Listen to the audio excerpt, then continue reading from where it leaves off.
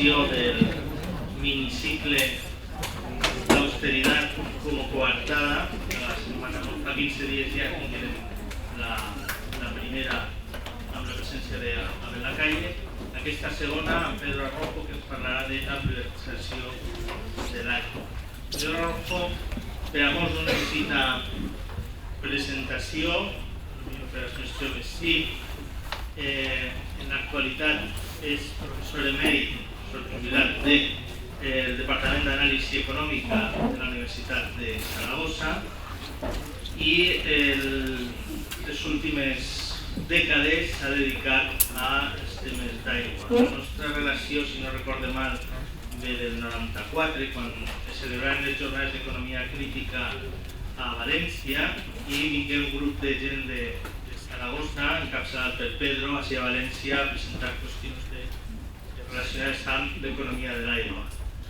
Després, a partir d'ahir hem tingut una relació dilatada en el temps. Després es va celebrar el 98 el primer congrés ibèric, que va per la 7ª edició, a Saragossa, i a partir d'aquella iniciativa, el 98, de l'efervescència dels plans de Conca i els previs del Pla Hidrològic Nacional, i a partir d'allà va eixir la Fundació Nova Cultura de l'Aigua, que va ser una idea fonamentalment de Pedro i de Javier Martínez Gil, el professor d'Hidrogeologia de la Universitat de Saragossa. Van aconseguir aglutinar a un grup d'acadèmics, bàsicament, encara que no exclusivament, professors de moltes disciplines, la qual cosa enriquia el debat de l'aigua, perquè l'aigua té moltes dimensions, i a partir d'aquest nucli inicial es va crear la fundació, es van fer els informes de posició o de crítica al projecte del Pla Hidrològic Nacional, que finalment es va aprovar a 2001, i a partir d'ahir després vingué la Carta Europea de l'Aigua, la dimensió més europea, sempre amb les dos vessants de treball acadèmic, treball científic i relació amb els moviments socials. La lluita de l'aigua és llarga i inacabable. En aquell 2004 tinguérem la bona notícia per als que defensem una nova cultura de l'aigua de la derogació del transvasament de l'Ebre, no del Pla Hidrològic Nacional, sinó d'aquesta part, la qual cosa deixava penjat el transvasament a Xúquer-Vinalopó, que finalment es va fer, encara que des d'una altra pressa i que encara està sense entrar en funcionament i en debat, o el conflicte està viu o latent, depèn de com es vulgui mirar, si a punt d'activar-se de nou probablement, igual que amb les últimes, amb el canvi polític recent, amb la situació pràcticament monocolor dels governs autonòmics i del govern central, les primeres decisions en matèria ambiental del nou govern central marquen una regressió profunda als nivells del 78 com a enfocament. No hi ha els detalls, però sí que tornem a una concepció del medi ambient subsidiària, quan al llarg d'aquestes dècades el que s'havia posat per davant era la protecció dels ecosistemes com a garantia d'ús sostenible. És un principi que reactiva d'una banda alguns conflictes latents, encara que la voluntat del govern, la voluntat declarada del govern, és apaivagar els conflictes que en bona part han estat creats pels que actualment governen o alimentats pels que actualment governen, perquè hi ha una possibilitat de tenir vots, i ara es toca desactivar. M'he anat un poc per fora i volia presentar a Pedro Arrojo, com dic, doctor en físiques, al dir-ho, professor d'anàlisi econòmica i expert en temes d'aigua, a més de compromís amb els moviments socials. Yo casi voy a hablar paseándome, que estoy más más a gusto. Yo, como estamos recogidos, aunque hay mucha gente, pero creo que se me escucha bien, ¿no? Toda la sala. Bueno, el tema que voy a presentaros, y supongo que tendremos tiempo también para el coloquio, diálogo, bueno, pues tiene que ver con todo esto de las políticas de privatización en materia de aguas, y esas políticas en el contexto, además, acabaré un poco situándolas en el contexto actual de la actual crisis económica, financiera, social, y esas pretendidas estrategias o políticas de ahorro, que se ha venido a llamar, ¿no?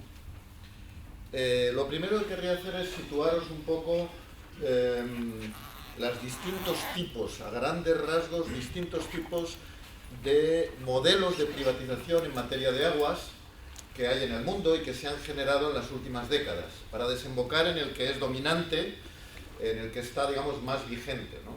Y analizarlo con más cuidado.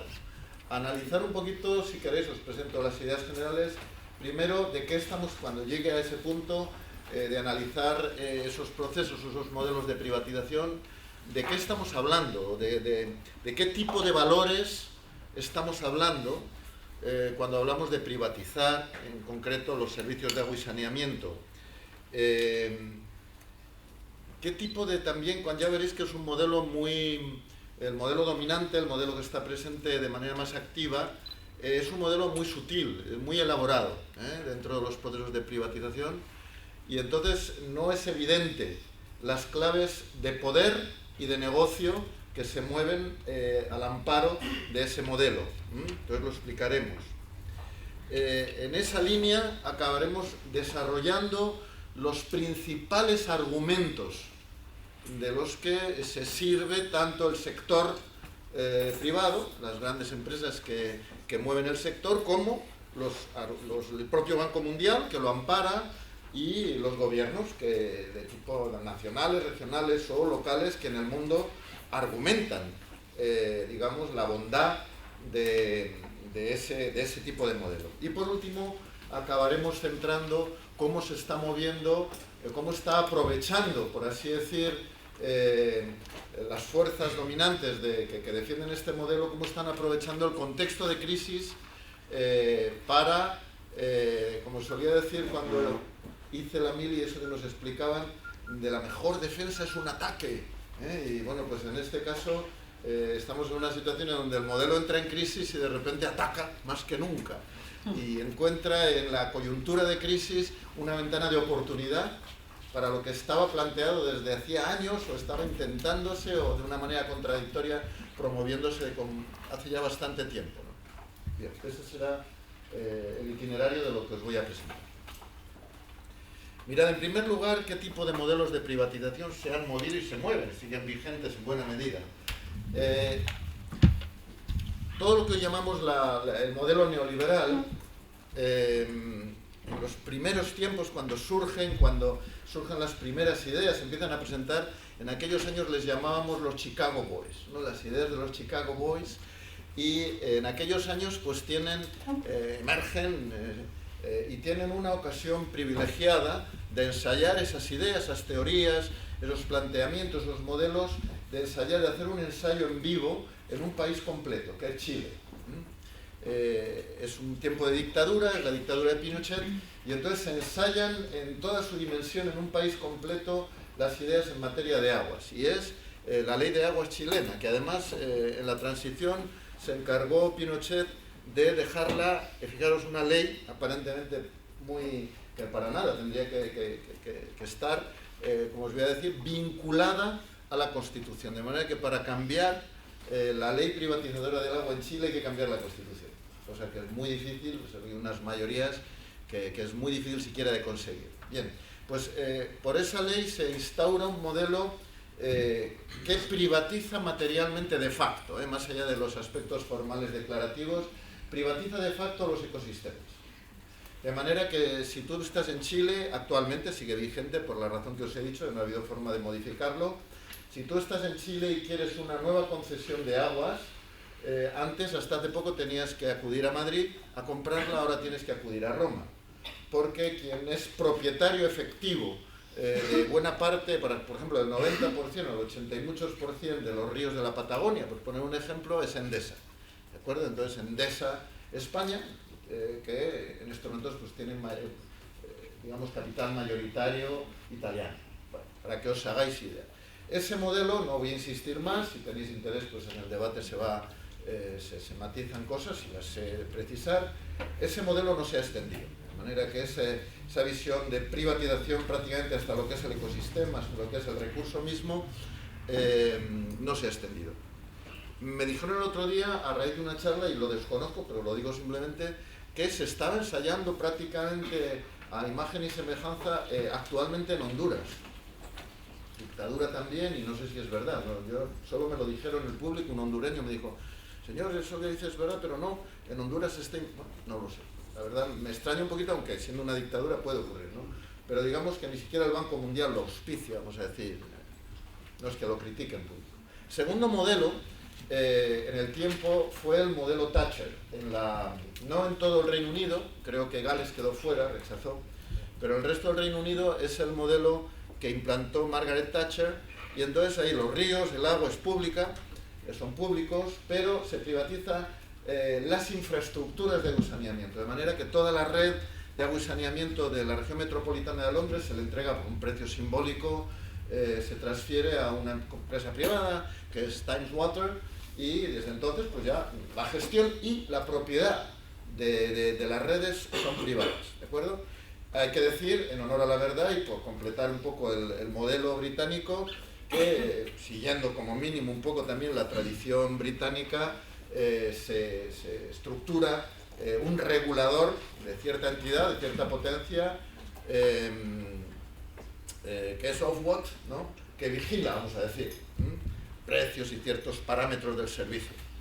Pero la privatización llega prácticamente a privatizar, ya digo, la estructura, la infraestructura y la gestión, obviamente. Tampoco se extiende. Yo al menos no conozco que de otros lugares, dentro de mis conocimientos limitados, pero no conozco de otros lugares donde ese modelo se haya extendido. El modelo que se extiende por el mundo y que gana la confianza, el apoyo explícito y activo de las instituciones internacionales económico-financieras encabezadas por el Banco Mundial es el modelo que se conoce como el modelo francés y que se le conoce por la triple P, ¿no? El Public-Private Partnership, que en castellano tendría también las mismas siglas, ¿no? Partenariado público-privado, y que es Aguas de Barcelona, que es el modelo que en buena parte de Europa, de América Latina, al final, digamos, la matriz de las grandes empresas, del gran lobby de las principales empresas multinacionales, gestores de agua, operadores de agua, son matrices francesas. Las dos principales son Suez y Veolia, y tuvieron ya muy prontito sus marcas españolas para saltar a América Latina, ¿no? Hablando castellano, y bueno, pues está Aguas de Barcelona, Aqualia, bueno, todas estas que luego van tomando unos u otros nombres, Aguas de Murcia o Aguas de lo que haga falta, pero tú miras a ver quién es, pues es el grupo Suez o es el grupo Veolia, en gran medida. Es el modelo PPP, como digo, y es mucho más sofisticado, ¿no?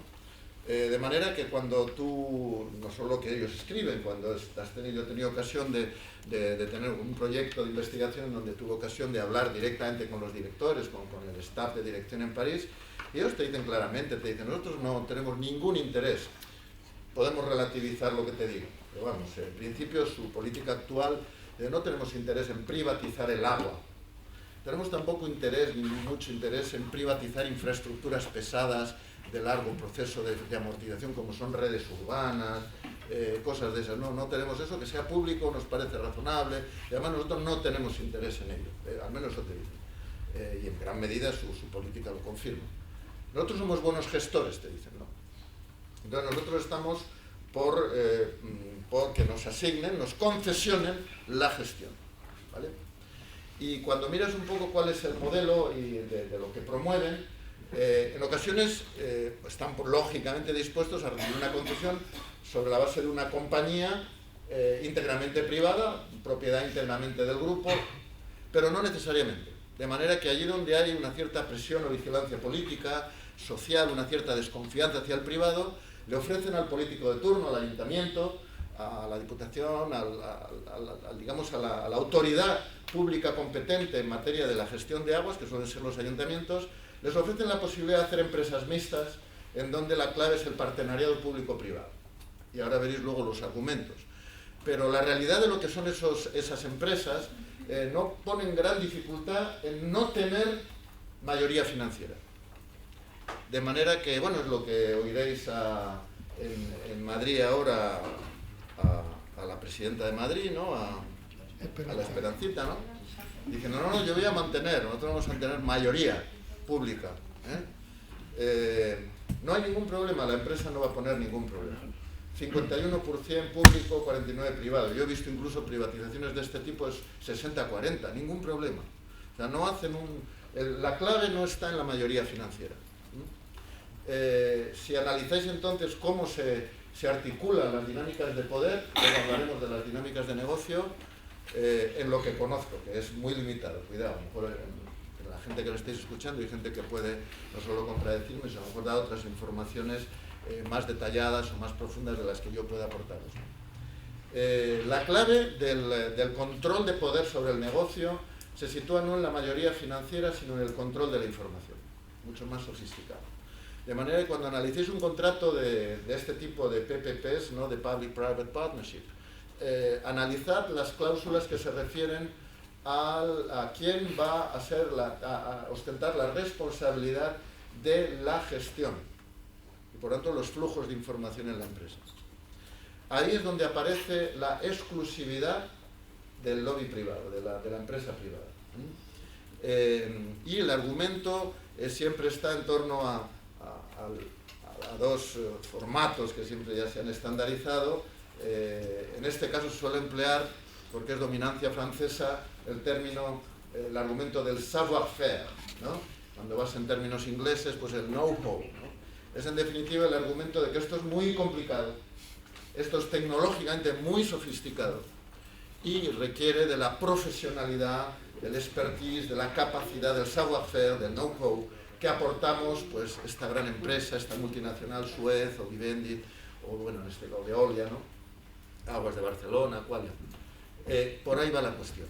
De manera que, en efecto, es así, cuando analizáis procesos de privatización de este modelo, en estos otros los testimonios más claros, autocríticos, pues vienen, por ejemplo, de la ciudad de París. Cuando tú preguntas al nuevo gobierno que entra en París ya hace 2 legislaturas y le dices, bueno, ustedes que cuando tenían la empresa en París, el servicio privatizado a través de este tipo de modelo, ¿qué podían decir del servicio? Dice, pues lo que se ve superficialmente.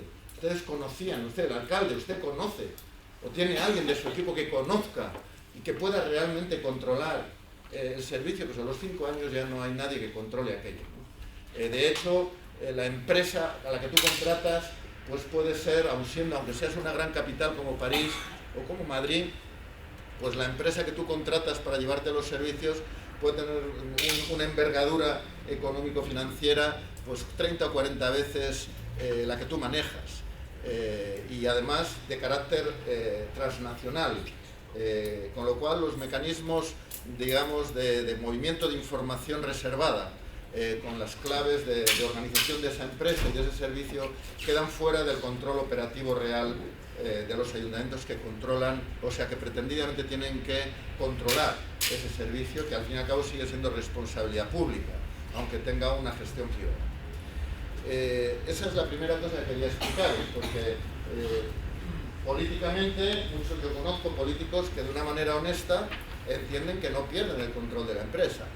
Piensan que el control se hace con la mayoría financiera, y pues, obviamente la mayoría financiera te da una capacidad de control, pero más potente que la mayoría financiera es el control de la información. Tenedlo en cuenta. La otra clave, ¿dónde está el negocio? Yo cuando le preguntaba a los gerentes, a los directores en este caso era Suez, ¿no? De varias cosas, de estrategias, yo creo que fueron unas conversaciones bastante sinceras, un proyecto europeo, y además estaba en un equipo que pasaba por ser un equipo pro privatización, con lo cual se nos abrieron ciertas puertas de discusión y demás. Entonces ellos, una cosa que decían es, miren, en nuestra estrategia empresarial, primero para que veáis una cuestión, ellos decían, nos hemos equivocado. Nuestra estrategia a nivel mundial nos hemos equivocado. En el pasado. Hemos priorizado una bandera de estrategia empresarial que en términos ingleses era priorizar inversiones en unregulated markets, mercados no regulados, es decir, mercados en donde la empresa no tiene tanta vigilancia, puede establecer lo que entienda que es adecuado para su negocio y por tanto pretendidamente va a haber más beneficios. Y entonces a renglón seguido me decía, sin embargo, señora Rojo, nos hemos equivocado.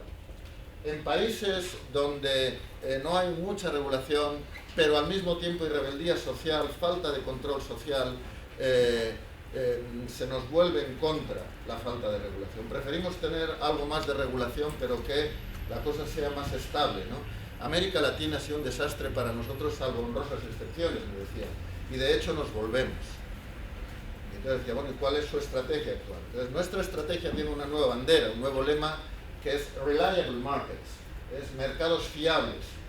Y ya para entonces llevamos bastantes horas en varios días de entrevista y sabíamos de qué pie cojeábamos cada cual, y entonces llegó un momento cuando ya está el punto de la conversación que había como una especie de duelo intelectual, de argucias, era divertido, ¿no? Y entonces en ese momento el hombre con cierta ironía, cuando yo le digo, bueno, ¿y qué es esto de Reliable Markets?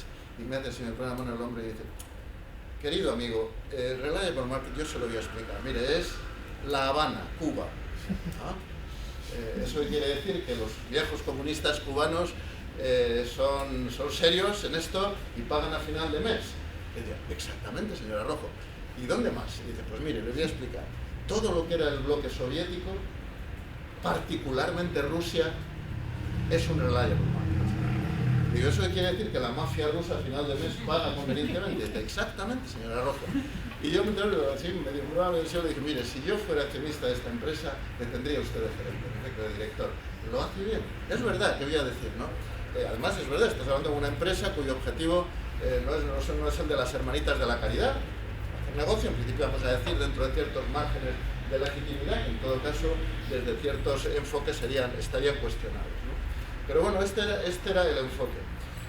Para que entendáis un poco, para que entendáis lo que está pasando, por ejemplo, en el este de Europa, en donde quedaron hasta encima de la cabeza de las formulaciones de gestión pública, bajo el control del autoritario, de un partido único, patatín, patatín, patatán, corrupción, oscuridad, burocratismo, etc. Vamos, tú les hablas de gestión pública, echan a correr ya directamente, ¿no? Y les hablas de mercado y se les abre la boca, los ojos, y eso suena bien, tal, ¿no? Y entonces allí lo que han puesto al mercado, estas empresas no son solo de aguas, ¿no? Tú agarras Suez o Veolia, tienen para todo. Están prácticamente en todas las áreas, incluido el mundo mediático, controlan importantes fuerzas mediáticas y luego pues tienen inversiones y frentes en telefonía, en gestión de basuras, llegas a grandes capitales como Praga, me parece que es uno de los ejemplos que me dio, en donde de un plumazo negocian un contrato de concesión largo, por años, de agua, saneamiento, jardines, no sé qué, telefonía, no sé qué cosa más. O sea, bueno, era un multipurpose, un multiobjetivo, ¿no? Un contrato de concesión de servicios múltiples, como quien dices, casi en un momento determinado dirías, bueno, pueden ustedes cerrar el ayuntamiento y vuelvan dentro de 20 años y miramos a ver lo que ha pasado. O sea, me encargo yo, ¿no? Salvo la policía y enterrar muertos, que no estoy seguro de que entraba en el contrato, pero la cosa era algo más que agua, algo bastante más que agua. Pero bueno, es Reliable Markets. Cuando llegamos a discutir un poco dónde estaban las claves del negocio, es decir, desde un punto de vista incluso legítimo, yo recuerdo que esta gente me insistía en que, mire, ustedes piensan a veces, me decía, que nuestro gran negocio está mismo en el proceso de distribución, de lo que es la red, de gestión de la red, ¿no? Y de hombre, puede haber casos en donde ahí estemos haciendo un negocio o se esté haciendo un negocio particularmente interesante. Generalmente no damos un alto nivel de interés en esas gestiones, ¿no? Nuestro principal negocio, decía él, donde tenemos más valor añadido es en lo que se llaman mercados de input secundarios, que es un poco, por así decir, toda la implicación tecnológica que se mueve en el sector, ¿no? De manera que, para que os hagáis idea de lo que ocurre cuando entra una gran empresa de este tipo y produce este tipo de concesión por un largo periodo de tiempo, de 20, 30, a veces más años, ¿no? Lo primero que hace es, curiosamente, lo primero que ocurre es, entre los argumentos ahora entrará y os lo explicaré más despacio, bueno, lo mencionaré, en nombre del libre mercado, ¿de acuerdo? En nombre de la liberalización del mercado, lo que acaba produciéndose de facto, paradójicamente, es una disminución de la competencia del mercado. Justamente por esto, porque lo primero que se hace cuando entra este tipo de grandes empresas es blindar lo que se llaman los mercados de input secundarios. Blindarlos. Si tú, por ejemplo, eres, pongamos una empresa grande, como Canal de Isabel II, Canal de Isabel II es un pedazo de empresa, pero no tiene un departamento de I+D+I, probablemente no tiene patentes, no tiene muchas cosas, ¿no? De manera que cuando tiene que hacer pongamos, una automatización informática del sistema, pues, bueno, pues como no tiene un equipo que diseñe ese tipo de producto, pues lo que hace es salir al mercado. Sale al mercado, hace un concurso público, o si necesita, qué sé yo, nanofiltración, ósmosis inversa, robotización de fugas, un montón de cosas, pues lo que hace es salir al mercado, hacer un concurso público y se te presentan 20 o 30 empresas que generalmente, si analizáis los concursos públicos, son empresas no muy grandes, son medianas o pequeñas, muy especializadas. Israelíes, españoles, hay bastantes empresas españolas, francesas, holandesas, alemanas, y bueno, pues se supone que el cliente, que la empresa en este caso, ya sea Canal de Isabel II, está diciendo, pues escoge la mejor oferta o lo que entiende que es mejor oferta.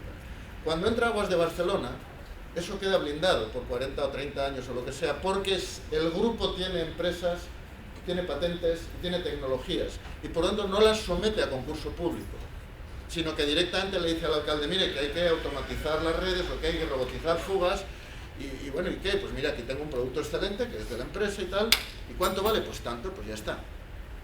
Con lo cual desaparece justamente la competencia en el mercado.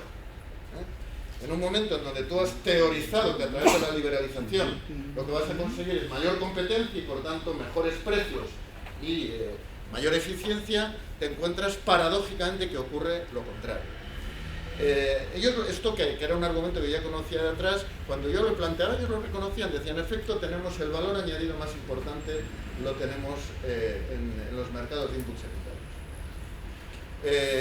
Y de todas maneras, una de las claves de nuestra estrategia, que es multipropósito, está abierto a otros muchos sectores, nuestra entrada en el sector en gran medida tiene un objetivo que es refugio financiero.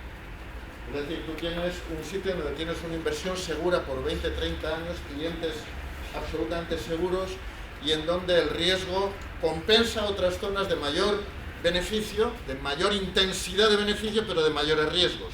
Entonces tú estás jugando, qué sé yo, a competir en telefonía o en sectores tecnológicos punta, en parte de tu grupo empresarial, pero determinadas inversiones las colocas en refugios financieros. Bien, pues este sector es, en gran medida, a mí me lo presentaban como uno de sus argumentos, de sus estrategias internas empresariales, como un argumento importante el tema de refugio financiero.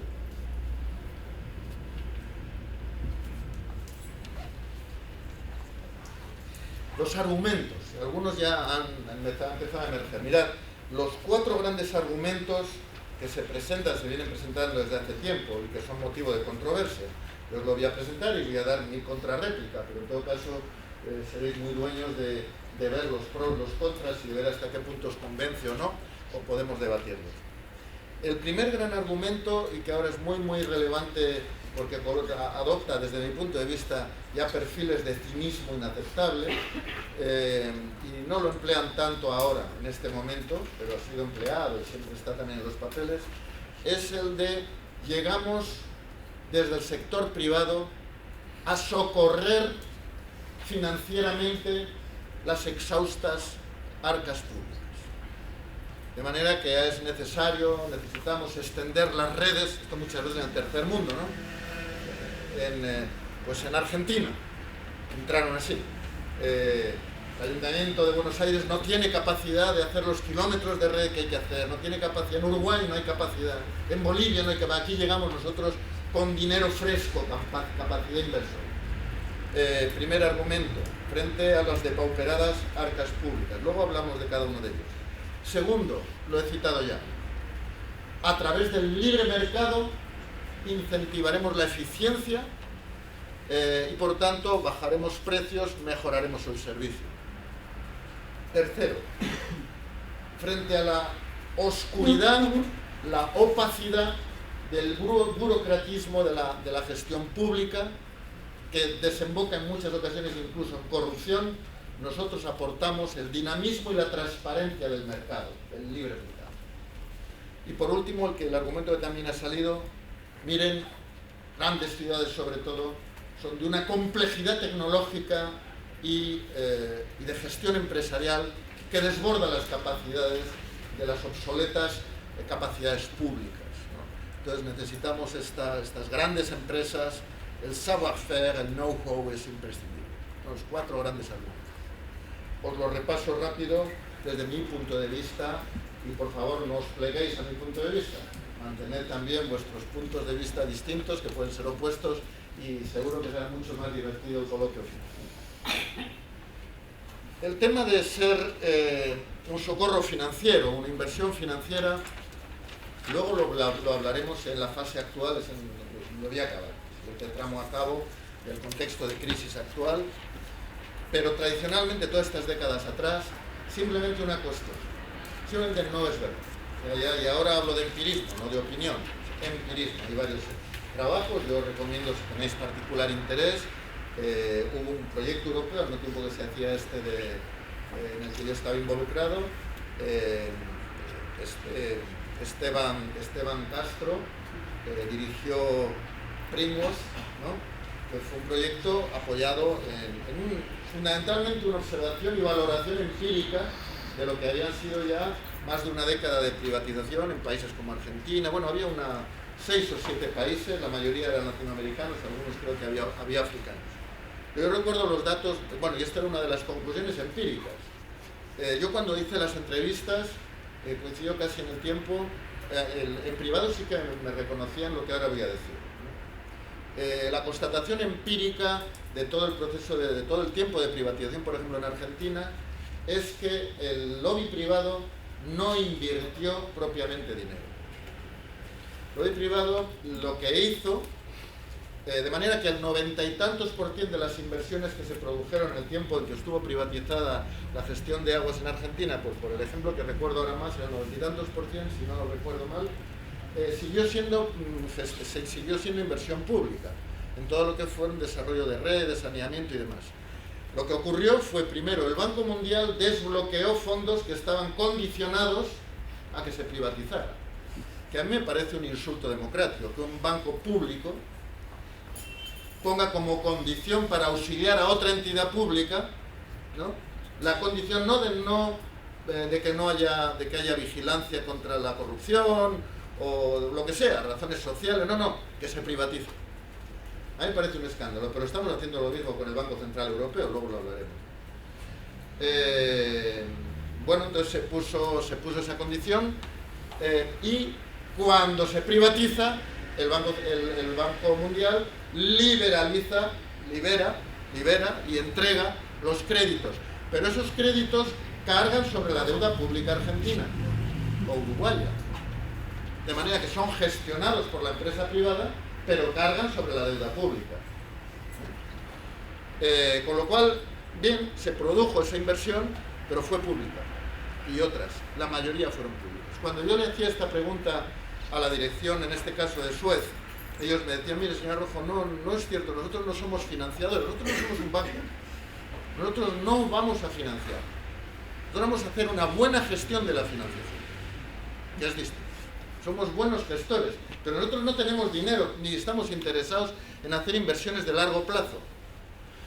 A lo sumo tenemos interés en invertir en tecnología, porque los plazos de amortización y los beneficios que se adjudican a ese tipo de inversiones son más elevados y más cortos plazos.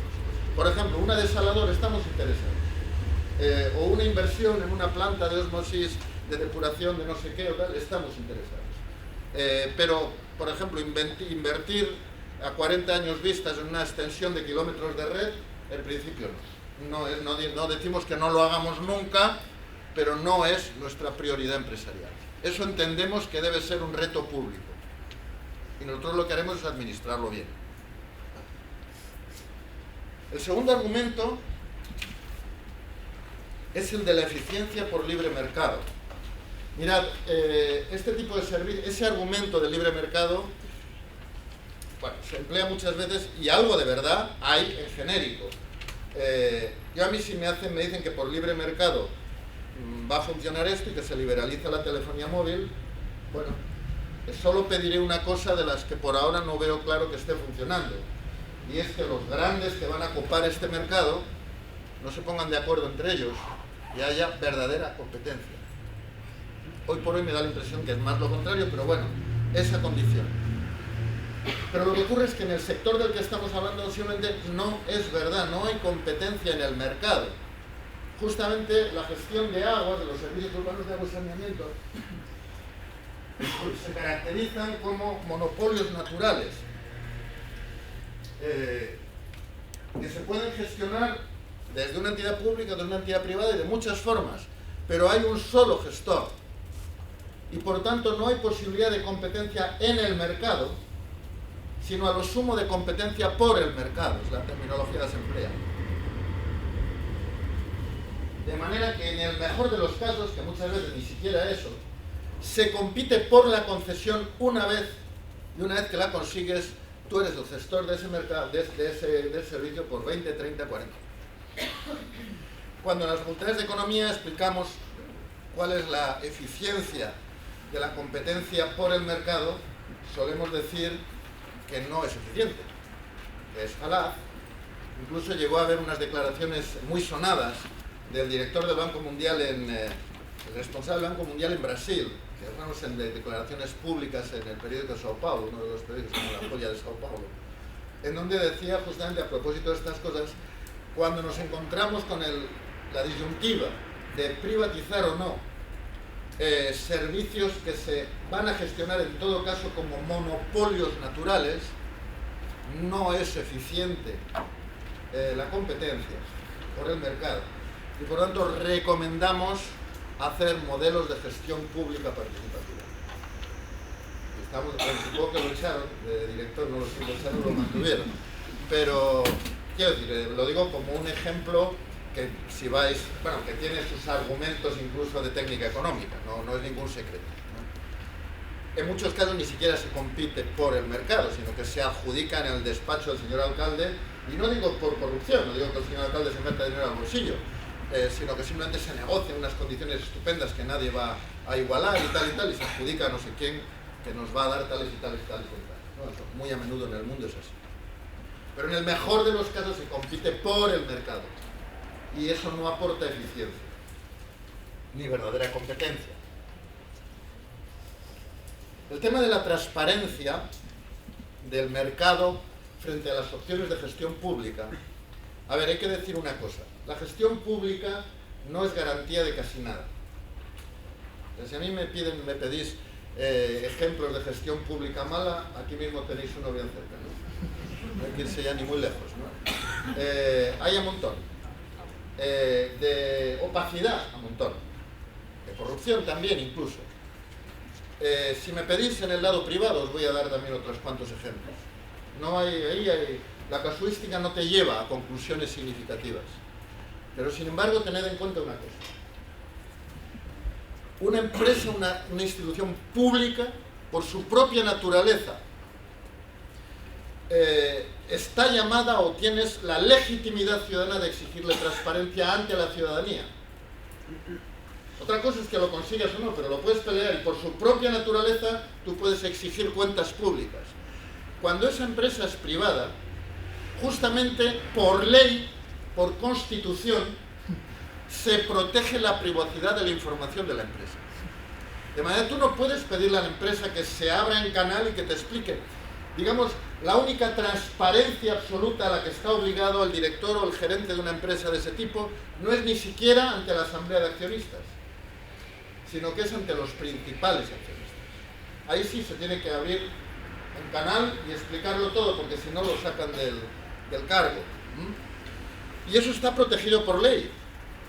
De manera que una empresa, cuando tú le vas a pedir que te diga cómo hace su negocio, te dice, no, yo eso no se lo puedo contar, además ni quiero ni debo, y además estoy protegido por ley. La ley protege la información privada, que defiende un poco pues, la entidad de esa empresa. Con lo cual, el hecho de que exista, y por otro lado, fijar una cosa muy importante, por ejemplo, el hecho de que pueda haber una mala gestión pública, o incluso voy a ponerme en el caso extremo, que haya sospechas o pruebas evidentes de corrupción. La alternativa no es la privatización.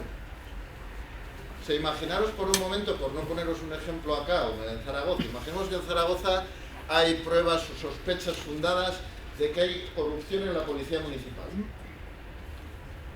La alternativa no es llamar a los Blackwater, que ya no sé cómo se llaman de otra forma. La alternativa no es privatizar la policía municipal. La alternativa es depurar, transparentizar,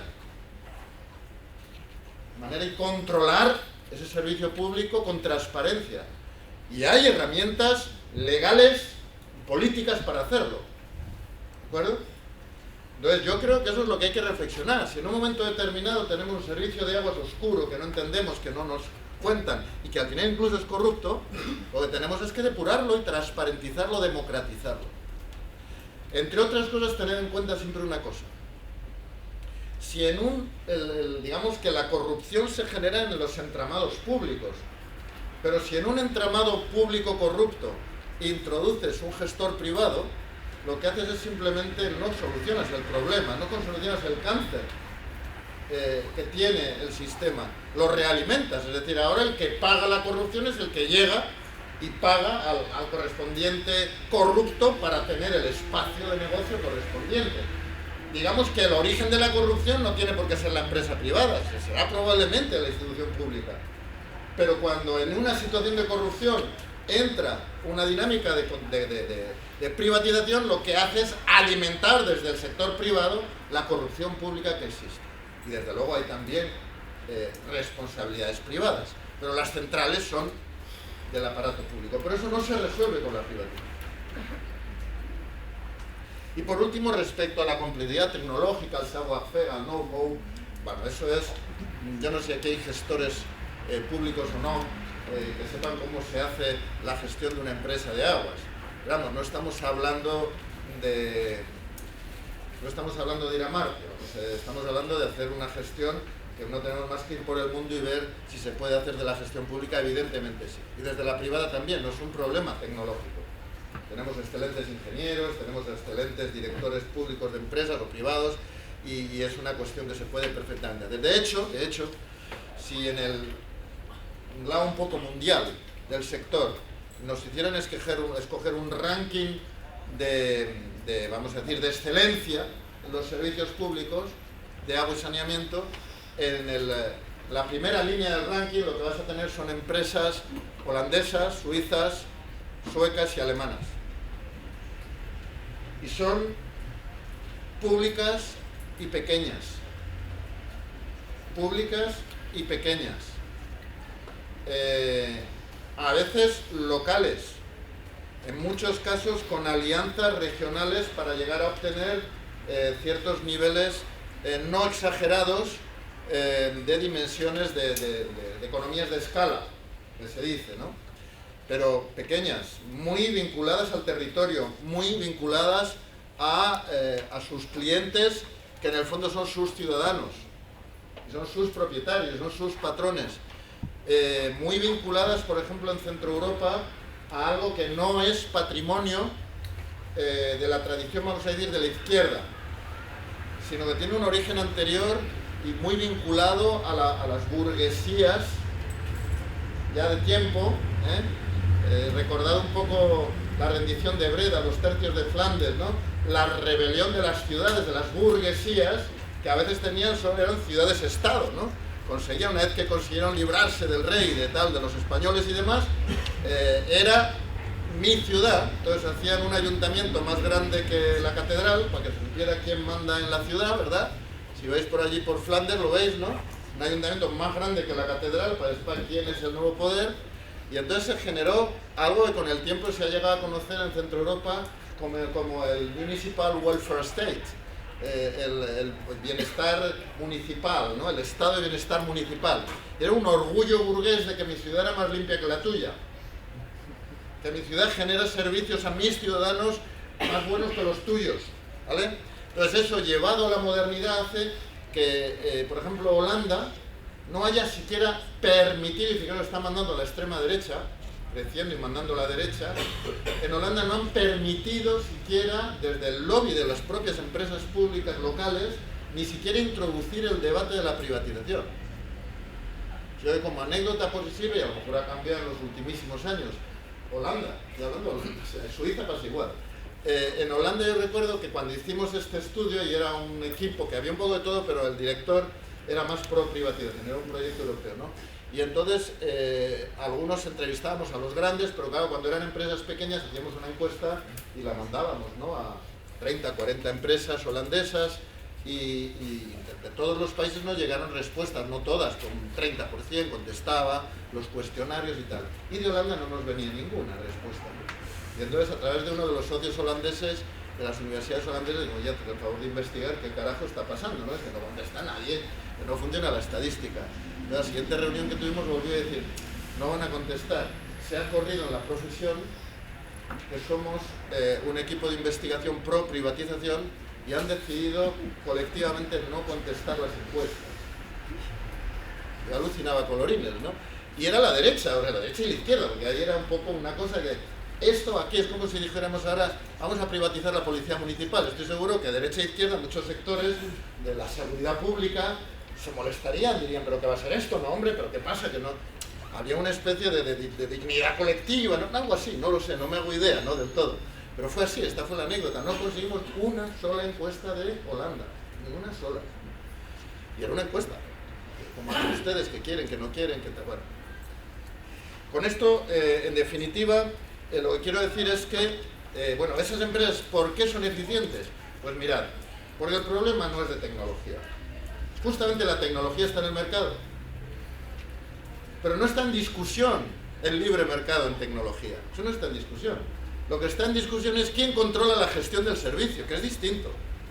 Lo que yo os digo, si esa pequeña empresa necesita una nanofiltración muy sofisticada, va al mercado y pilla la mejor oferta, que seguramente no va a ser de Suez. No porque Suez no lo sepa hacer, sino porque Suez va a vender más caro. Entonces va a competir en el mercado. Y luego la organización de un buen servicio de agua y saneamiento tiene una componente tecnológica, pero es fundamentalmente una componente de gobernanza ciudadana, de democracia, de cercanía al cliente, que no es cliente sino que es ciudadano en gran medida. Y entonces hay una dinámica de cercanía y de servicio público al ciudadano que me paga. Entonces ese concepto que aquí era relativamente normal, vamos a decir, no solo en Suecia, no solo en estos países, pues allí donde es más fuerte, más profundo, bueno, pues no ha necesitado de sofisticadas empresas para hacer excelentes compañías públicas de servicios de agua y saneamiento. Pero eso es empírico también, ya digo, no hay más que observar, ir y ver, ¿no? Lo cual no quiere decir que una empresa privada no pueda hacer también un servicio técnicamente bueno.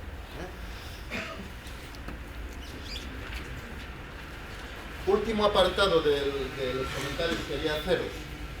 ¿Cómo se manipula o cómo se maneja el actual contexto de crisis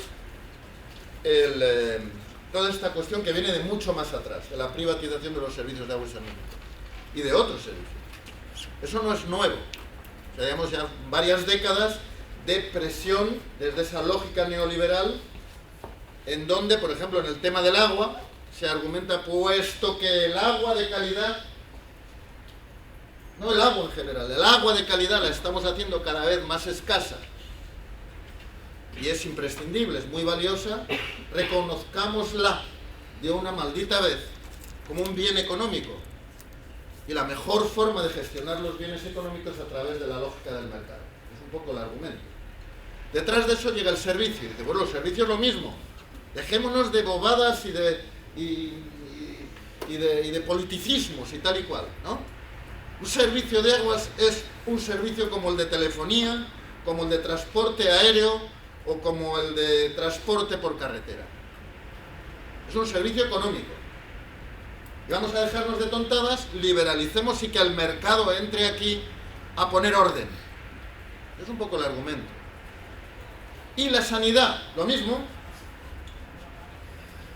que compitan los sectores sanitarios, igual que compitan las farmacéuticas, que compitan los médicos, que compitan las compañías de sanidad, etcétera, etcétera, y el mejor será el que gane. Y la enseñanza, pues lo mismo, que compitan las universidades privadas, que compitan la enseñanza, y ¿por qué no? Las guarderías, la enseñanza primaria y la enseñanza secundaria. Bueno, dicho así a lo bruto, no colaría, pero el argumento es ese. Entonces va entrando, se va anorexizando la función pública, cada vez hay menos fondos para la función pública. Pero hay fondos para concertar con la privada. De repente hay posibilidades. De repente, hombre, si vas a los jesuitas te van a enseñar mejor que si vas al instituto. Y quien algo quiere, algo le cuesta, etcétera, etcétera. O no, o esto no ha ido entrando ya desde hace tiempo, bastante antes de la crisis. O no ha ido entrando esa idea de que hay que votar a aquel que predique que no va a subir los impuestos, sino que los va a bajar. Porque el mejor lugar para el dinero es mi bolsillo, no las arcas del Estado manirroto, ineficiente, etcétera, etcétera. O eso no ha ido entrando en la práctica incluso de nuestra política. Y consecuentemente, pues si no hay impuestos, es que no hay impuestos, no, pues no, los servicios también tendrán que acabar compitiendo y se anorexiza la función pública. Pues en el tema del agua ha venido pasando lo mismo, viene de atrás. Lo que ocurre es que ahora que llega la crisis, entonces de repente aparece. Además he sido yo igual que cuando hablo con dirigentes de estas grandes empresas sofisticadas y técnicos, lo digo con absoluta sinceridad, les admiro. Me cabreo como un mono, pero les admiro. Es gente realmente puntera, verdaderamente contratan a gente buena, muy buena. Tienen tiempo para pensar, elaboran muy bien las estrategias, son verdaderamente buenos, ¿no? Tienen medios, ¿no? Y en esta estrategia, a mí una de las cosas que me ha admirado en la evolución de esta crisis económica, más allá del tema del agua, me admira también, me cabrea tremendamente, pero me admira muchísimo. Recordadlo, lo vais a recordar todos. No hace tanto tiempo que esto estuvo a punto de quebrar. Ya veremos si quiebra o no, todavía no está claro. Pero esto estuvo a punto de Lehman Brothers, tal. ¿Recordáis las declaraciones públicas de los grandes próceres mundiales, encabezados por Obama, Sarkozy? Llegó a haber intervenciones en ese corte también de Zapatero, pero bueno, los grandes. Se llegó a decir, igual hay que replantearse las bases del capitalismo y regenerarlo. Refundarlo. Llegó a decirse, es que tenemos bancos demasiado grandes y los tenemos que hacer pequeños para que puedan quebrar, sin que nos hundan la nave.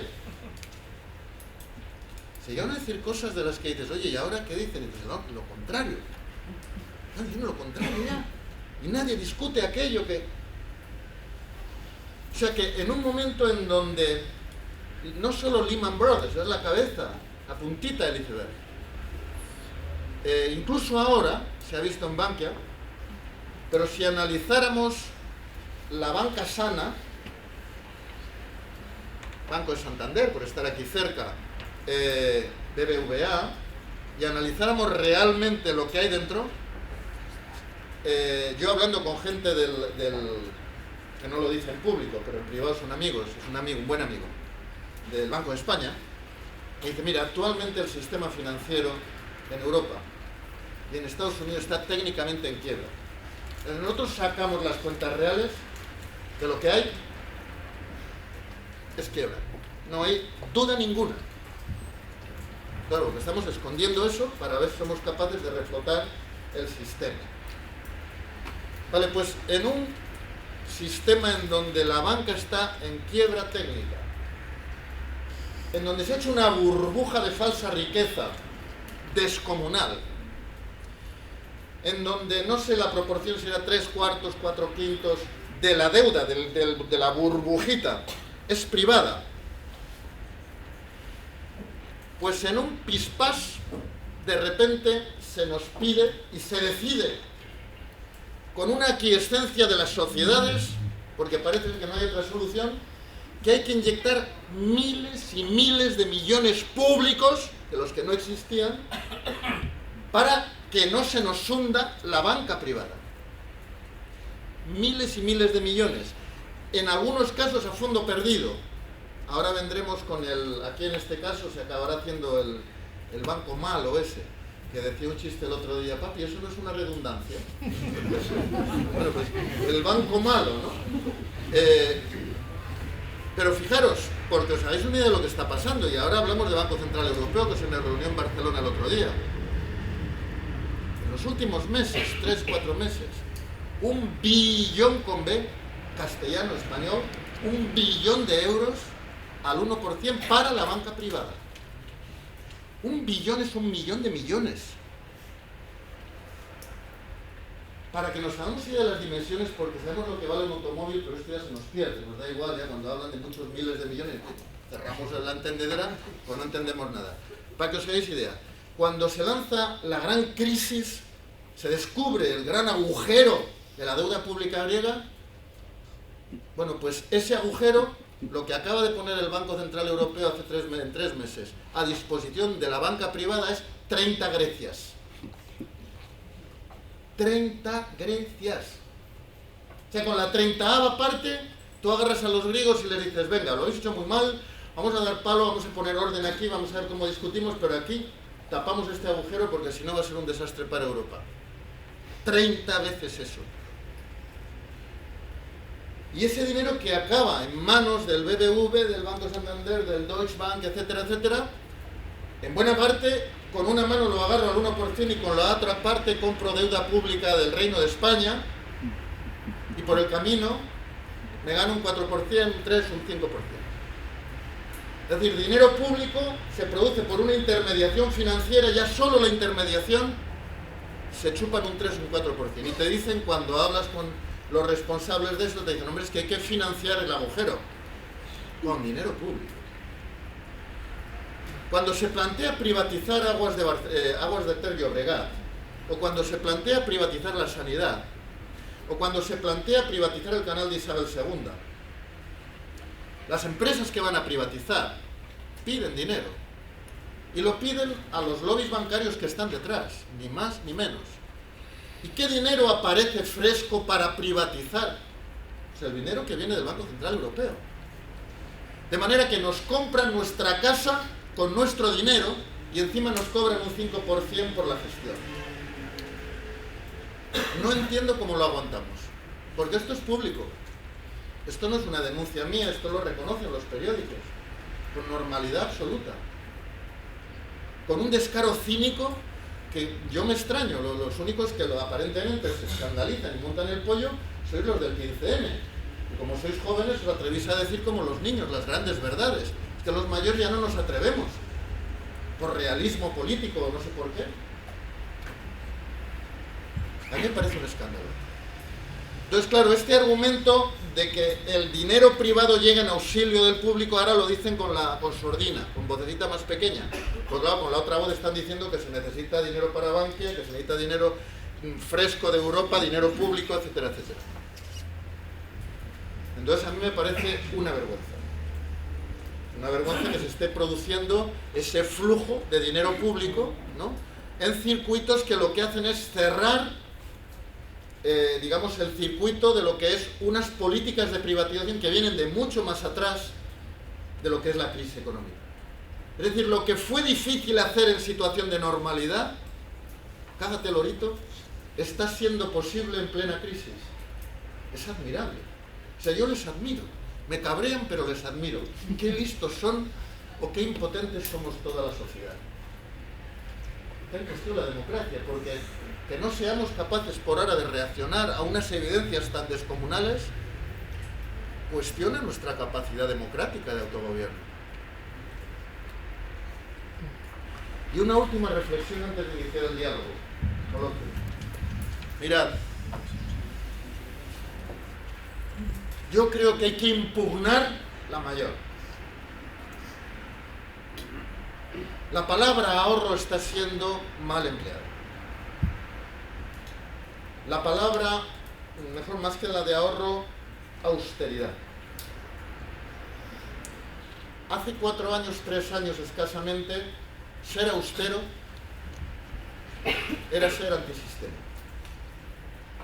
Estar en contra del consumismo era estar en contra del desarrollo económico. Lo digo porque he sufrido ese tipo de acusaciones. Usted está en contra. Cuando yo decía, hombre, especulación del ladrillo, usted está en contra del progreso. No, no, yo es que estoy en contra de este progreso. Que no es verdadera felicidad, que es falso, que hay burbuja, que hay tal. Éramos enemigos del progreso.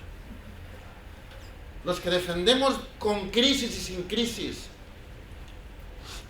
un modelo de prosperidad no basada en el crecimiento del consumo, sino basada en otras componentes, y no quiero entrar a todo el debate que otro día podemos hacer de eso que se ha llamado desde América Latina en términos positivos claves del buen vivir, o que aquí desde Francia se ha empezado a dar con una nomenclatura, yo estoy de acuerdo en el contenido, pero la nomenclatura no es buena, de crecimiento sustentable, porque parece que tiras una piedra que no entiende la gente, ¿no? Bueno, pues los que hemos estado defendiendo la austeridad como virtud frente a la diosa codicia, que es el icono mayor del altar mayor de nuestro modelo de desarrollo, hemos sido unos antisistemas, antiprogreso, etcétera, etcétera. Y de repente, en cuestión de días, ¡ay carajo! Si ahora resulta que es cosa suya lo de esto de la austeridad. A ver, yo no voy a seguir por ese camino, pero os digo un pequeñito ejemplo. Como están haciendo mucha demagogia con la familia y con no se puede gastar una familia lo que no tiene, vamos a pillarle el ejemplo. Si a una familia le piden, le sugieren que en nombre de la austeridad en situación económica difícil de la familia venda la segunda residencia para atender la comida, la educación de los hijos, los libros, eso es austeridad. Si a vuestra familia le exigen vender su casa donde vive en nombre de la austeridad, eso es una cabronada. Pues eso es sabotaje de la familia. Es sabotaje social. Porque esa familia al día siguiente de vender su casa, ¿qué va a hacer? Alquilársela al que se la ha vendido. ¿Y a qué precio va a alquilar la vivienda? Pues al precio de amortización de la venta más el beneficio, sí o sí. Con un agravante muy grave. Y es que esa familia va a vender barato y va a alquilar caro, porque no está en el poder del mercado.